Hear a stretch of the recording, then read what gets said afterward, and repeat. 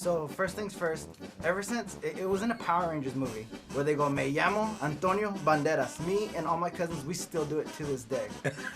So just want to get that out the way. Okay. So, working with that, I'm like 3 months in right now with this beard. How was it working with the beard on set? Just let it grow. Let it grow. Don't put a fake one on you because that's a totally different deal. You know, that one may just itch a little bit, you know, in week number 2 or something like that. But then it goes away. No, yeah, exactly. But that beard, you can feel it a lot. For 12 hours every day, you know. Find any funny things afterwards when you were done? Funny things? Yeah, I shaved in the morning just to go to the set and plastic was coming out of my face. Okay. Yeah, but well, it's part of the, you know, my business. If you don't mind taking a viewer question? What is that? Viewer question. Oh. I know SpongeBob was a good cook. What would be your special ingredient for your Krabby Patty? Oh my God, I don't know what I would put there. I can do very good paellas. I've been talking about paella all of these days. So yeah, so I am not a specialist on Krabby, but I can just give you a recipe for paella. But it's gonna take a long time. You know, I'm gonna open very, very soon. I'm gonna just finally go into the social networks and everything. Okay. You know, so I'm gonna have my own Twitter account. So there, I will post my recipe for paella. And then Instagram so we can see what it looks like. Perfect. Perfect. Wow. My special ingredient for my Krabby Patty. That's a good one. I don't know. I like blue cheese on a hamburger. That's just a personal taste. Yeah. So if you had a superpower, what would it be? Everybody got a superpower. What would yours be? Invisible. Invisible. Invisible, because it's actually what I cannot be. You know, it's probably a reaction of the loss of intimacy for now 35 years, you know, joined me during my whole life. The ability to turn 8 hours of sleep into 16 hours without losing any of the day. Everybody's looking for more sleep. When did you guys realize that this was a hit? Is it a hit? It's a hit! Oh, I'm so happy. Yeah, I think it was when a few seasons in, because the show, you know, to be honest, the show had actually been canceled. I was thinking about that. The show had been on for a couple seasons, and we recorded the last episode of one of the early seasons. I can't remember which one. 3? It was season 3. We had a rap party. I thought it was a season rap party. I found out we thought it was a rap party for the season. We're like, hey, you know, this was fun.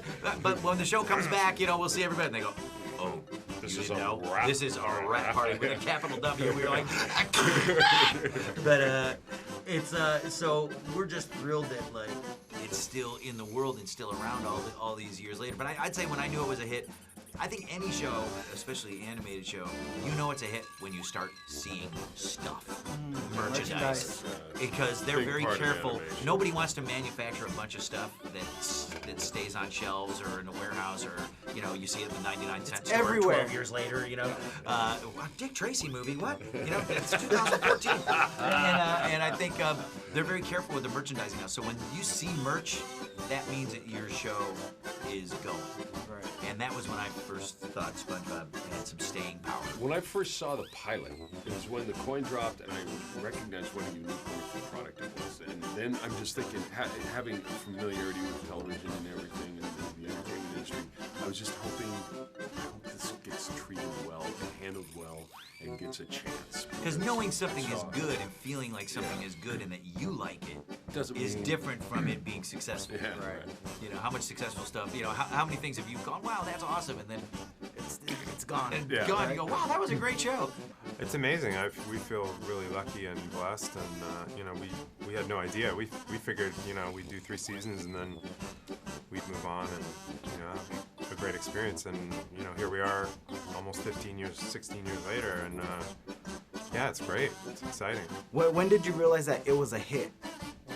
I think I realized I went to on a vacation in Europe one year, and it was great because, you know, I'd been working really intensely on SpongeBob, and I went to Europe, and it hadn't got to Europe yet, so I didn't see him anywhere or hear about him. And then I went back like a couple years later, and he was everywhere. And one night I was walking home, drinking a juice, and I went to throw my bottle into a trash can, and on top of the trash there was a SpongeBob juice box with him winking, and I thought, wow, this is really. I mean, it's now everywhere I go, I see him, and that's when I kind of realized, wow, this is a big deal. Because when you're in the office, it's like, you're working on it, you're focused, and then you go home, and that's it. If you don't mind taking a viewer question. Yeah. I'm not a viewer. Viewer? I'm not a viewer at all. Julian, tell him I'm not a viewer. That's our host, Marcus Sound. Sorry. Oh, Marcus is not a viewer. But we're viewing him. Tom, this question's for you. Okay, When Marcus, I was hit doing me. and hosting short attention span theater on Comedy Central, we sent you as our guest correspondent to the Juice Pereira Just for Laughs Comedy I Festival remember. in Montreal. I remember, Marcus. Specifically to tour the Comic Museum, where you talked about your desire to someday being voiceover talent for an animated cartoon. Do you remember that? I do remember and that. Fast forward to now.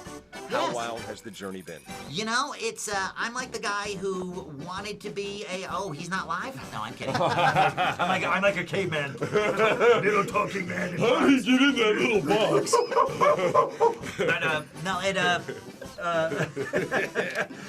This is the job I always wanted to do, so it's kind of like, I always say it's like a kid who wants to be an astronaut, and then he goes through all the stuff it takes to be an astronaut, and he gets up in space, and it actually is awesome.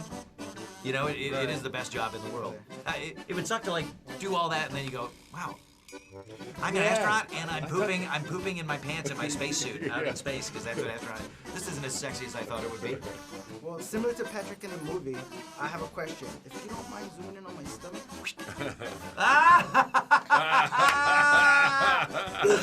What food would you want to red? Hello, something metal. Wait a minute, I gotta.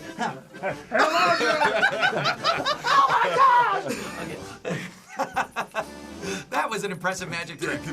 Did you draw it yourself? I did upside down. That was pretty difficult. That is very difficult. You're like, wait a minute, which way does the mustache go? Right? I was like, I gotta add a curl now. I'm going, I think that's a mustache. Maybe it's just a weird patch of stomach hair. Were you waxing? Not waxed at all. Sorry. It's waxing rough.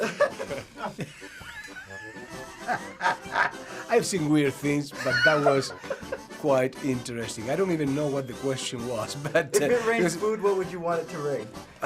if it rained food, patty patties. Okay, Krabby Patties. Okay, there we go.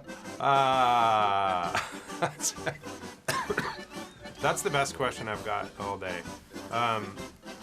I guess I would want something healthy, maybe blueberries. Blueberries. Yeah. No ice cream for you? How about kale? Yeah, I'll go even healthier. Kale. Yeah. Well, that's good stuff. Well, congratulations. It was Thank you. awesome, and I appreciate it. I appreciate it.